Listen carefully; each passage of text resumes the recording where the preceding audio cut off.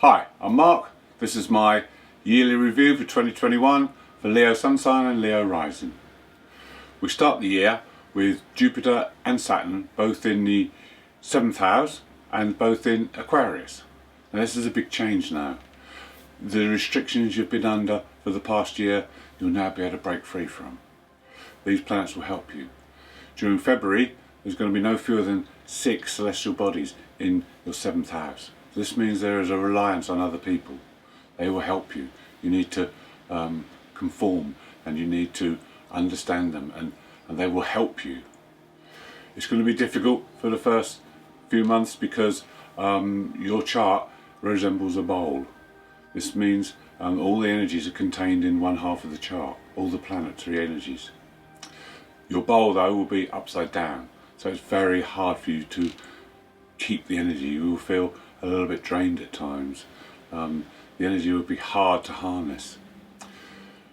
This will all change though towards the end of the year when the sun comes into your sign and there'll be planets in the other half, so this will balance things out a bit. But from February till June there will be a difficulty for you with the energies and handling the energies.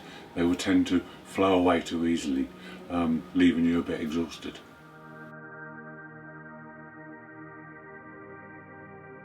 In January, Mars is on the march because he's been in your fellow fire sign of Aries for most of last year. Now he's on the march forward, and he starts off in Taurus and marches all the way through to Sagittarius at the end of the year. So a lot of us will be having Mars returns this year. This is good because Mars will force you to change. If you're not happy with things, you'll be disgruntled and you'll be irritable. So Mars will give you that drive to make changes. Now Mars should be in your sign by June, July time, so this is when you'll really be able to get to grips with the energy, because you'll have the Sun coming in, you'll have Mars coming in, and they work very well together. So coming up to your birthday, that's when things are really going to change and you can really move things forward. We mentioned earlier about Jupiter and Saturn being in your 7th house. Well, during January they both make a square to Uranus. And Uranus is the planet of change, and it's in your 10th house. The 10th house of your destined path, your way forward, and also your career and your standing in public. What's going to happen? Well, your very structure of your life will be challenged. Saturn is about structure, Uranus is about change. So if things aren't going well, if you're not happy, then you need to make those changes. Jupiter is about opportunities, but Jupiter wants everything done quickly. Jupiter wants to expand things and grow things. Saturn wants to keep things calm and steady. So you've got to kind of work between the two. You've got to look for the opportunities, take opportunities, but do it in a structured, organised way. Otherwise chaos can ensue, because Uranus is the planet of sudden change and chaos. So you need to do this in a controlled manner. In February, Saturn makes a positive aspect to Chiron, the healing planet. This is a time when you can look at issues with other people, relationship issues, especially with authority figures. This is a good time to understand and to resolve these issues. This is the secret to healing. Chiron and Saturn work very well together. They bring out the best in each other. So this is a good opportunity to heal any rifts in the past so that you can pave the way clear for the future. In March, Pallas Athena, who is known for her wisdom, her strategy, intelligence and creativity, joins Neptune in your 8th house in Pisces. Neptune is spiritual, imaginative and very creative, so these two work well together. There are some good planetary combinations this year. Here you will gain incredible insights. You may gain knowledge about more spiritual and otherworldly things. Could gain insights into the cycles of life. There's also a good opportunity here to transform in a creative and imaginative way, and using a plan. Have a strategy, get a strategy together. This is a good time for planning for the future. Have a backup plan, have things organised now. This is a good opportunity with these two, and you have a few weeks to work together with them. In May we have the first lunar eclipse of the year. This one belongs to the series of Saros 5 South, and it is associated with good news, also joyfulness, happiness, new ideas coming through. This happens across your 5th and 11th house. The Sun is in your 11th house, conjunct the North Node. So now we may have good news about our way forward.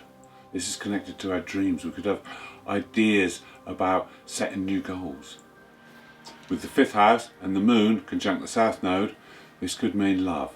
This could mean having a new love relationship, or there could be a love from the past that turns up. All these things can happen because eclipses are sometimes a wild card. So really wacky, weird things can happen around eclipses. Then in June we have a solar eclipse. This one happens in your 11th house again, and this time the Sun is conjunct the Moon and Mercury, so there's a mercurial feel to this one. This is also a very creative time because this series is the Saros 5 North, and this is associated with insights and sudden flashes of information that come through either from the unconscious or from the psychic realms. It's also a very creative time because the eclipse squares the Neptune Pallas conjunction we spoke about earlier. So now you can combine the wisdom and the imagination with these flashes and hunches that you get, so that you can use the information. You need to act on these hunches or these insights that come through at this time. The only thing to be aware of is around this time as well there's a Mars-Pluto opposition. Now Mars-Pluto oppositions are renowned to cause a lot of tension, a lot of pressure. They can result in accidents or clashes with people, so just be aware that in the background this Mars-Pluto aspect is going on as well.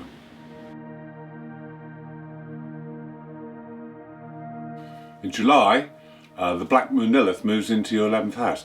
Now you can see that there's a very strong emphasis on your 11th house during the next year. This is going to cast a shadow because the Black Moon casts a shadow wherever she is. The shadow in Gemini is the shadow of acceptance. So you've got 9 months then to work with this Black Moon. You've got to work on the fears that she brings along, and the fears around friends and acquaintances, colleagues, because you may feel that you're not good enough or they don't accept you, or there may be fears about comparing yourself with others. What you've got to do here is to realise that you are an individual. You do not need to compare yourself to anyone. You do not need to be accepted or approved by anyone. You are a unique individual in your own right, and you need to increase your confidence around who you are and what you do. In September we have a rare chance to align ourselves with our destiny. The Black Moon conjuncts the North Node and opposes the South Node. So here we have an opportunity to rid ourselves of baggage from past lives, past behaviour patterns, and align ourselves with our true destiny. In November we have the second lunar eclipse. It's the same series as the first one, so it could bring you good news, but this time it's in your 10th house of career and destiny. So now we have the Moon in your 10th house of destiny conjunct the North Node, which is our destined way forward, our path, our spiritual path. So this is great news. So something could happen around this time because we also have Jupiter square in this eclipse. Jupiter brings opportunities. So there's going to be an opportunity to advance yourself in some way. It's also good because we have Mars opposite Uranus. Uranus is in your 10th house career. Uranus is a planet of change, so Mars can push forward that change with his drive and energy. So this could happen suddenly, or it could happen over a period of time. You have to be prepared to take any opportunities that come your way.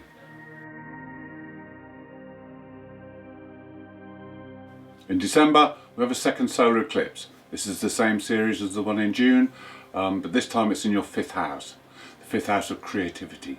And the solar eclipse is conjunct Mercury. So the mind, you'll get fantastic insights as to how you can use your creativity. Saturn is also making a positive aspect from your 7th house of other people. So someone can help you to organise this, and someone can help you to give it structure. So perhaps you can network with someone, put your creative ideas together and come up with something that will be long lasting. Saturn is about structure, long lasting structure. It's about putting regimes in place so that things can run smoothly under controlled manner. So this is a good vehicle for your creativity.